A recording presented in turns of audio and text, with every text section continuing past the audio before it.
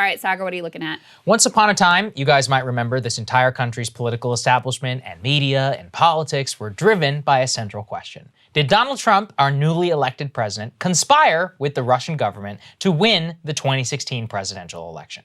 Hours of cable news appearances and special counsels and impeachment wasted potential later. The answer to that question was definitely no. And as the dust settled, it actually became clear that instead a massive fraud had been perpetrated on the American people. That their intelligence services, their political class, their media had wasted 2 entire years of their lives. I, like many of you, thought there would never be any accountability. Recall, many of the actors involved were pushed the Iraq War, and a small taste of justice, though, came Friday, which reminded me of just how completely insane the last 5 years were, and how unhinged Washington became in those years. As with all things Russiagate, the details are tedious. But if you stick with me, there is a bigger point to be made. Special counsel Robert Durham, he was appointed by Bill Barr to investigate the origins of the Russia investigation. He indicted Democratic cybersecurity lawyer Michael Sussmann with making false statements to the FBI about his role as a Clinton campaign operative in feeding the media a story about a connection between the Trump organization and a corrupt Russian bank. Now, this false statement was made in September 2016, when Sussmann met with the then FBI General Counsel James Baker. Sussmann portrayed himself as a well-meaning citizen, concerned about Trump and his connections to Russia, when in reality, he was being paid by the Clinton campaign. Furthermore, the investigation revealed that whenever he presented those claims to the FBI, they didn't even believe the allegations at the time themselves, and they were working with the tech executives to potentially falsify evidence pointing to a Russian connection.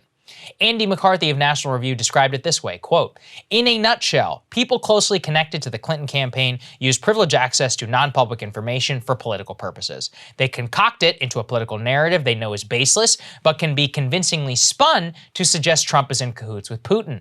They then simultaneously peddle that storyline to the media and the FBI, the latter of which opens an investigation of Trump because the Clinton team, in this instance, Sussmann, misrepresents its intentions." The key part is not only was a Clinton op to start an FBI investigation just revealed, but that the media liars who peddled these theories are finally revealed too. Franklin Foer, who's a longtime Washington journalist, he was the first to publish this in a question headline, outlining the so-called evidence. The new indictment, though, reveals that before Foer hit publish on that story, he literally sent it for review to Fusion GPS, which was the firm which was pushing the Steele dossier and who invented many of the Russia allegations in the first place. Here's how it all comes full circle. Right after Foer publishes that article, which was essentially written for him by the Clinton folks, what does Clinton do? She then releases a statement saying that computer scientists have apparently uncovered a covert server linking the Trump organization to a Russian-based bank. Invent a story, plant the story, call attention to the story. It's a time-honored tradition in Washington. You might also remember it from the war in Iraq. Now, even though Clinton lost, the story still wouldn't die. It lay dormant, and the diehards would never let it go. 2 years later, after it saw some life breathed into it after the New York Times revealed that they'd investigated at the time and couldn't find any evidence, so they didn't publish, diehard Russiagators saw that as evidence of a cover-up, and they used it to talk about once again on cable news. Here's our old friend Rachel Maddow citing that story credulously 2 years later. Russian interference in our election. There have been specific questions raised as to whether Alpha Bank might have been involved in surreptitious contacts between the Trump campaign and Russia while the attack was underway. You might remember that ultimately sort of baffling reporting about unexplained communications during the election between computer servers in Russia linked to Alpha Bank and a computer server in Trump Tower linked to the Trump organization. Very interesting reporting. Ultimately, it's open-ended. We don't have any. Around the same time, MSNBC's Chris Hayes had Franklin Foer, who was the author himself of that article, and Natasha Bertrand, who herself built her career on peddling BS Russiagate allegations on. Natasha says, what else do you need in terms of evidence? Take a listen. Remember the hysteria at the time. I mean, What more evidence do you need? It's very, very obvious, and it's really Occam's Razor here. The fact that we still have not been able to rule out the idea that this was a covert communication channel 2 years after the fact that no one has come forth with a plausible explanation for why this was happening, for why Alpha Bank was one of 3 organizations communicating with the Trump server in those months leading up to the election is just completely remarkable. And I think the fact that Frank's story got overlooked or criticized as much as it did, and the fact that now it's being revisited and you have the editor of the New York Times saying that there, was a story there, just shows the lack of imagination.